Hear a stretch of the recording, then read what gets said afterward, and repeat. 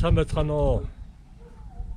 Өмнөх бичлэгээр саримсны болцоогаа хумслаж тарихад хэрхэн бэлдэх талаар бичлэг оруулсан.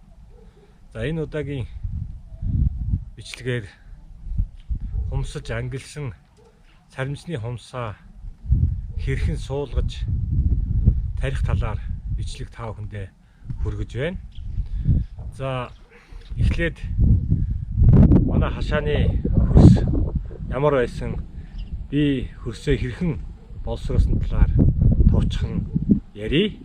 За саримс тарих талбайгаас тун ойрхон 10 метрийн зайтай би 2 дахь хөдөлмжээ барихаар газрыг нь тэгшилж янзалсан.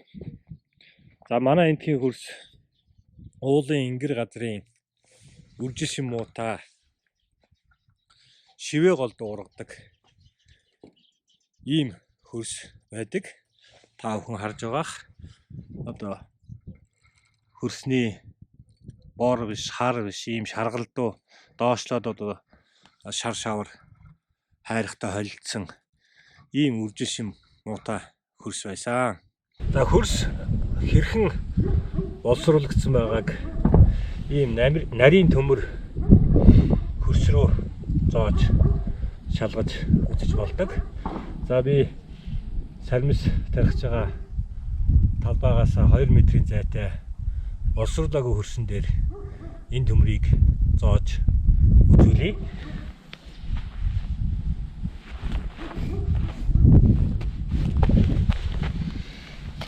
За энэс цаашаа бол явахааргүй байна. За энэ бол нэг 25 орчим сантиметр байгаа болов гэж бодож байна.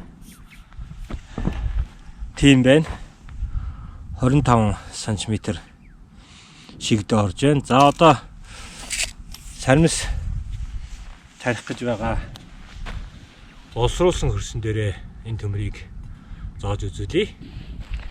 За ер нь бол саримсны үндэс номонд бичснээр бол 50-аас 70 см орчим хүн ургаж хөрснөөс шимт ижилийн бодис авдаг гэж бичсэн байсан. За ингээд бүгдээрээ хаанч зоосон болно. Зоож үзье. За иймэрхүү орж байна. Ингээд нэг химжиж та бүхэнд үзүүлье. За 76 сантиметр орчим хөрс боловсруулагдсан байна. Тэгэхээр та бүхэн саримс сайн ургах хөрс боловсруулж чадсан эсгээ өөрөөсөө асуугаад үзээрэй. За саримсны хумс суулгах ажлыг саримс тарьж ургуулах ажлын ердөө 10% гэж би боддог. Хөрс боловсруулах компостын түүхийдээ зөөж авчран услаж овоолгохын ойр ойрхон эргүүлж температурыг хянах зэрлэгийн өргүү болон E. coli, салмонелл зэрэг өвчин үүсгэжгүй компост хийх ажил их чухал байдаг. За ингэж хийсэн компостоо магний, кальци, кали, фосфор зэрэг эрдэс минералуудын хамт хөрсөндөө хийж өгч ротор сэрүүлэгчээр холж хутхан услаж гэлгараар бүтээж ийхүү бие хөрсөө боловсруулдаг. За гадна талбайд болон хөдөлмжний хөрсийг хэрхэн боловсруулах талаар 2-3 бичлэгийг энэ сувагт оруулсан байгаа. Үзэж амжаагүй хүмүүс үзээрэй. За ийхүү хөрсөө боловсруулсны дараа 90 см-ийн өргөнтөө 15-аас 20 см-ийн өндөртөө хамар дээрээ туслын услахааны 6 ширхэг нарийн шалангуудаа суурдуулж өгдөг. За тэгээд хар уучлахаар бүтээн. За ингээд та бүхэндээ сармис тарих хар пленкийг хэрхэн цоолж бэлдэх талаар харуулъя. Хар пленкийн асуудлыг та бүхэн сайн мэднэ. Хөршийг дулаан байлгах, зэрлэг ургуулахгүй байх, ус чийг уушхаас сэргийлдэг ийм сайн талтай. За би хар пленкийг цоолохдоо ийм гац ашигладаг. За гацны үзүүр хэсэгт 7 см-ийн 7 см-д скотчор тэмдэг гаргасан байгаа. За сармисны хумсыг 7 см-ийн гүнд суулгадаг учраас хар пленко цоолоод энэ скотчны доод үзүүр хүртэл зоох нь байна. За сармисны нөхнүүдээ тэгшхэн нэг ижил зайд нүхлэхийн тулд би ийм сэтхэн тор ашигладаг. За сармисны хумс хооронд бол 10-аас 12 см, нүр хооронд бол нэг 15 орчим см сармисыг суулгадаг. За ингээд цоолоход бол энэ хумс хооронд 3 нүх яваад 4-р нь цоолоход болно гэсэн үг. За ингээд цоолно. За мөр хооронд 1 2 3 4 нүх яваад ингээд цоолно. За дараагийнх нь яг харалдаа нь харж байгаад скотчныхаа доод үзүүр хүртэл ингээд цоолоод явнаа. Ихт бол их амархан цоологдсон. За ингэхдээ анхаарах нэг зүйл маань доор нөгөө суурлуулсан дуслын услагааны системээ дээрээс нь дарж гимтээхгүй байхын тулд нэг гараараа тэмтэрж байгаад гадаас ирсэн гараараа цоолноо. Тэгэхгүй бол дуслын услагааны шаланка гимтээчүүл тэрүүгээрээ их ус хоожиж жигд услагдахгүй болдог байгаа. За өмнөх бичлэгээр сармисаа хумслан том, дунд зэрэг, жижиг гэсэн уруу ангилсныг та бүхэн санаж байгаах.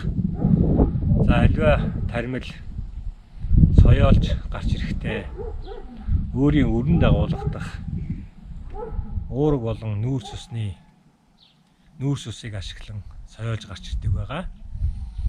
За сармисыг том хумсаар тарьснаар том хумсанд дагуулгадах уураг болон нүүрс усны хэмжээ их байдаг учраас богино хугацаанд соёолж гарч ирэх ургацын явц хурдан мөн өндөр ургац байдаг учраас сармисыг том хумсаар нь тарих нь зүйтэй.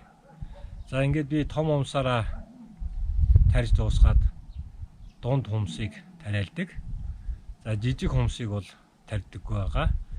За номонд бичснээр бол жижиг хумсыг үеийн суулгаад ургаж гарч ирсэн сармисны навч буюу гуурсыг хоол хүнсэнд хэрглэж болдог талаар дурдсан байдаг. За ингээд гаргасан нүхэндээ сармисаа тарья. За сармисны үндэс гарах хэсгийг доош нь харуулад тэгээд суулгана. За нүх маань хуурай хөрстэй учраас ингэж булагдаж гүйхэн болдог болсон байдаг. За тэр үед нь уруугаараа гүнзгийлж байгаад ингэж суулгаж өгөөд тэгээд эргэн тойрных нь хөрсөөр хочиж өгнө. Сармисныхаа хумсыг харагдахгүй болтол нь хочиж өгнө. За энэ гаргасан нүхийг үл ялэг томруулахад бол гимгүй.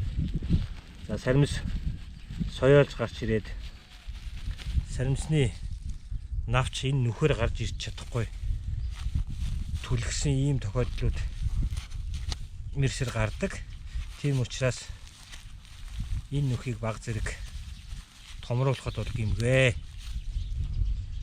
За суулгах үедээ ийм хазгаа биш, ийм ташуу далиу биш, заавал ийм босоо байралтай суулгууд зүгээр байдаг. Игч дээшээгээ навчин гарч ирнэ гэсэн үг ээ. За өөр нэг анхаарах зүйл нь ийм булгацсан нөхөнд хүчээр ингэж саримсны хумсыг дарж ингэж суулгаж болохгүй. За тэр үед саримсны үндэс гарч ирэх энэ хэсэг гэмтдэг учраас саримс ургах боломжгүй болдог учраас үүнийг анхаараарай. Заавал ингэж хуруугаараа нүхээ гүнзгийлж байгаад тэгээд суулгаж өгнө шүү. За энэ хамар дээр нийтдээ 6 туслын услгааны шаланг суурилсан байгаа. За туслын услгааны шалангны хоёр талд нь нэг мөр саримс харагдахаар тооцож газараа бэлдэж туслын услгааны шалангаа суурилсан. За хоёр хүн хамрынхаа хоёр талд нь гараад нэг нь 3 мөр, нөгөөх нь 4 мөр аваад ингээд зэрэг хумсаа суулгаад явбал илүү хурдан хумсаа суулгадаг байгаа. Нэг хамартаа саримсныхаа хумснуудыг суулгаж дуусгаад шууд усалж өгдөг. За энэ хар савнд урьдчилан ус тоссон байгаа. За ингээд тухайн хамрынхаа карантуудыг нээж усалж өгнө. За болоож байгаа номонд тарснаас хойш 2-3 хоноод услахад хуурай хөрсөнд болсон хүмүүс хөлдөж ургах чадвараа алддаг, муу талтай гэж дурдсан байдаг. Тэгэхээр та бүхэн